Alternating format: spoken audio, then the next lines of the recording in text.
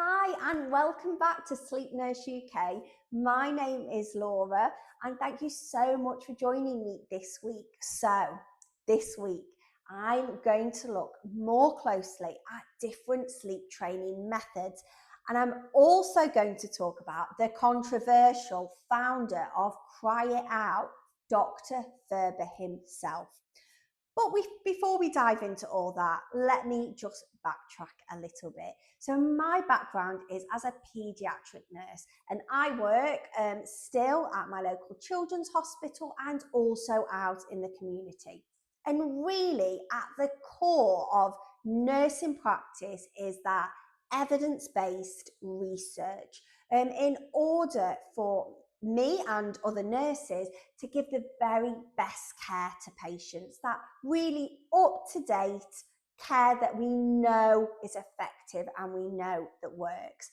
And it's really my background in nursing that has led me to apply that to sleep consulting, because I am so interested in why do we recommend certain things? What is the research? What is the evidence base for driving sleep consulting and the different responsive methods? I love looking at all of the research. And also, I feel like it's important to me because I want the families that I work with to get the very best evidence-based sleep consulting that there is. I want to know that when I am guiding a family through a sleep program, that I am giving them the most up-to-date and most effective things that are going to work for their particular sleep concern. So let's dive right in. Dr. Ferber. Now, I know if you say sleep training to a lot of people, they will instantly think of the Cry It Out method. And the Cry It Out method was developed by Dr. Richard Ferber. Now, in the late 70s, he helped found the Center for Childhood Sleep Disorders in Boston. And it was during that time of working with hundreds of families that he developed his own method of sleep training, which is commonly known as Cry It Out, or you might also hear it termed as Ferberizing. And whilst lots of families rave about his practice, it did come under quite a lot of scrutiny and also controversy. And the reason for that is because in his book, he talks about leaving little ones, if there is a sleep concern, for increasing amount of time, normally over a 7-day period. So starting off at leaving a little one crying for about 5 minutes before parents go in, to take it all the way up to 45 minutes. And I think to most parents, leaving a little one for 45 minutes, if they are quite upset, is extreme. And a lot of Dr. Ferber's critics stated that leaving a baby to cry for that length of time was damaging, and that it increased cortisol levels, which we know are stress hormones. And a lot of people also pointed to research that had been conducted that showed that this high level of cortisol can be so damaging, can affect things like development and also attachment. Now, I think it's important to note there that a lot of the research that is looking at cortisol levels was actually done in Romania, in orphanages. And the little ones whose cortisol levels were studied actually didn't have their needs met all during the day and all during the night. So quite sad, really. And not surprisingly, their attachment levels were affected, their development was affected. So very sad. And critics of that research state that you can't then apply that research to maybe families who use the Ferber method because they're having those needs met during the day. Now, here's my 2 pence worth. I don't use Ferber's method in the families that I work with, because since then, so you have to remember this was written in the late 70s, early 80s.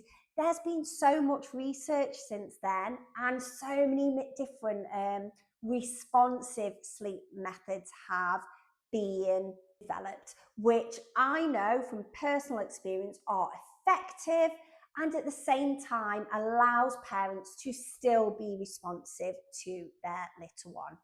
However, when I read his book, what I got from it was that actually Dr. Ferber was probably one of the pioneers of looking at sleep concerns in children. And I got from his book that actually the families he worked with were so desperate that at that time, nobody else was giving guidance, nobody was helping support them, and he literally changed their lives with the work he did with them. So there's a child in here who was heavily medicated. So parents had taken him to various doctors to help with his sleep, and the answer that they'd come up with was medication. I mean, the medication wasn't really working too well. And Dr. Ferber, in quite a short amount of time, actually managed to get him off the medication and get him sleeping. I mean, how amazing must that have been for the family? And then there is another case in here where a 14-year-old was not going to sleep until 5 a.m. every morning. And I think parents had tried everything. They were at the end of their tether as to how to get their child to sleep. Again, in quite a short period of time, Dr. Ferber turned it around and got that little one sleeping at a relatively normal time. And again, how amazing for that family. And I think, you know, often in society, some people like to cause a bit of a controversy around it, but I think it's important to note that the patients that Dr. Ferber worked with were really extreme. I mean, I've not come across anybody to date that is not going to bed until 5 a.m. I mean, maybe there are people out there. I imagine that's more teenagers. But to me, that is quite extreme. And I mean, Dr. Ferber worked with hundreds of families, and I think really made a big difference. And whilst I may not use his method and I don't agree with everything that he says, I can still appreciate the work he did. And I think, just to talk a little bit about my background, so for those of you that know, you might want to skip forward this little bit, but I'm a mum to three, and my youngest was born. He had severe reflux. He also had allergies, and he had, oh bless him, we had such difficulty with his sleep. For that first year, I was averaging 2-3 hours of sleep a night. He would only breastfeed to sleep. He had to be held upright. He just always seemed uncomfortable. And I can remember feeling so isolated, like I was the only person in the world that couldn't get my child to sleep. And I can remember feeling embarrassed because I had my nursing background. I used to be a health visitor and give basic sleep advice. And it can be such a lonely and isolating time. So I think when I read this book, I thought, actually, he probably did some quite groundbreaking work with families when they had nobody else to turn to. And that can only be a good thing, right? And also, it started conversation about sleep. And I think probably his work then went on for others to look, okay, can we take that and make it more responsive? What other options are there for a child that doesn't sleep? And now, as a sleep consultant, it's those different research ideas. It's those methods that I am able to cherry pick when I work with a family. Now, there are loads of more responsive sleep training methods out there. There are things like habit stacking, pick up, put down, there's space to settle, there's disappearing chair, which is quite a famous one. And what I'm able to do as a sleep consultant is I can take different parts of all of the sleep methods that I know and really tailor that individually to any specific child. And it's more than that, because with the families that I work with, it's not just about applying a sleep training program or a sleep method. It's about looking at so much more. It's such a puzzle when it comes to sleep, and it's about getting all those right different pieces of the puzzle together. So it's looking at routine, it's looking at parenting style, the child's personality. What is going on in that family at the moment that I need to be aware of? Are there any health issues? It's bringing all of that together, cherry picking those different responsive sleep training methods. And it's really all of that that makes all the difference and makes that any sleep program that I put in place effective and successful for the families that I work with. And there's no two plans that I ever come up with that are exactly the same. I never work with a family and think, oh, I can just bring the previous plan over that I used with another family. I literally start from scratch and really bring all different elements together. And it is so individualized, it's so tailored. And the thing that works as well is that gives so much confidence to families. Now, I'm going to take you back again to my experience. So when my little boy was 8 months old, I was almost at breaking point, and I was like, right, I'm going to try and put some sort of sleep training method in place. And I remember Googling it, and I got a little plan, and I was like, right, I'm going to do it tonight, because I literally am on my knees with sleep exhaustion. It wasn't working for me. It wasn't working for my little boy.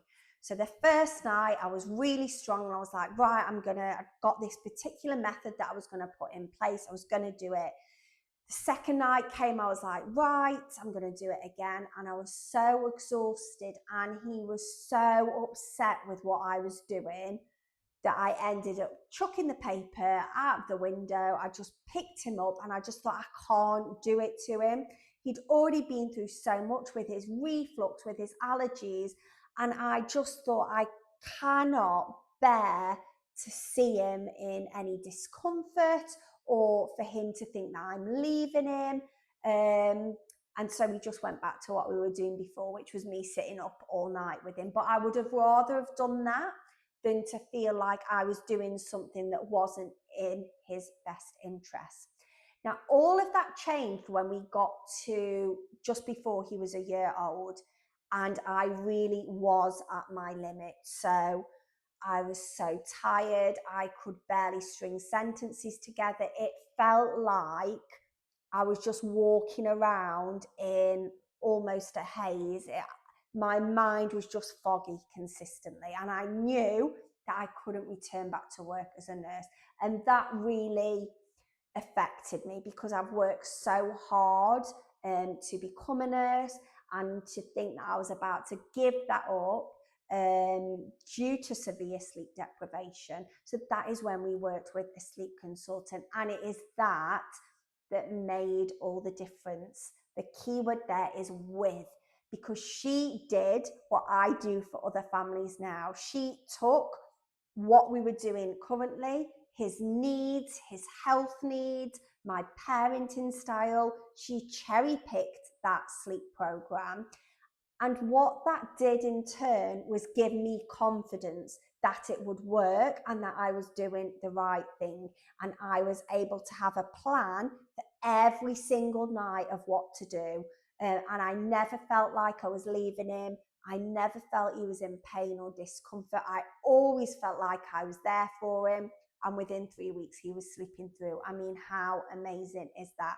And that is what makes all the difference. That is why, of course, you can Google various sleep training techniques, but do you know if it's exactly right for your child? Is there actually a better way of doing things? And Google will not tailor that to meet the exact needs of your child. And a big part of what I do is also coaching families. So I work so closely with them in a 3-week period to help tweak things, to help change things. If something's working, amazing, let's keep going. If something isn't quite sitting right, okay, let's change this. And the results really do speak for themselves. And I always want families to feel like it's working for them, that they feel supported and they feel happy with what we are doing. And of course, not every child needs sleep consulting. Sometimes it's just a little tweak here or there that you can do. Or sometimes families are happy with what they are doing. So if you are standing on your head, singing the Bluey theme tune for your little one to go to sleep, if that is working for you, oh my goodness, do not let anybody tell you otherwise. You get standing on your head and you sing that Bluey theme tune to your heart's content, as long as it's working for you. And I think I come in when it's not working for families, when it is affecting parents' day-to-day lives, where little ones might be becoming anxious about bedtime, or when they're having really broken sleep and it's having that negative impact. So I hope you found that interesting. I love looking at Ferber. I find it so fascinating. And if you have a little one, so maybe you've listened to what I've said today and think maybe you would benefit from working with a sleep consultant, I will leave the link down below where you can book a completely free 30-minute call with me. The aim of that 30-minute call is for you to tell me what is currently happening with your little one's sleep and where you'd like to get to. And I can tell you a little bit more about myself, the way I work, and also look at how we could possibly get you to where you want to be. From there, I do quite detailed assessments with yourself, and then I come up with the plan that I was discussing earlier. So really where I look at all the different methods, techniques. I will leave that link down below. Thank you so much for watching.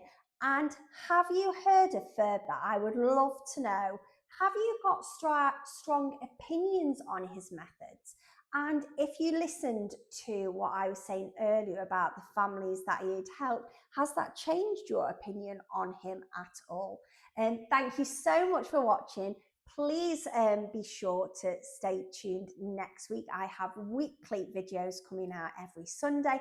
I'm also across all social medias. I am Sleep Nurse UK, and I will see you next week. Bye.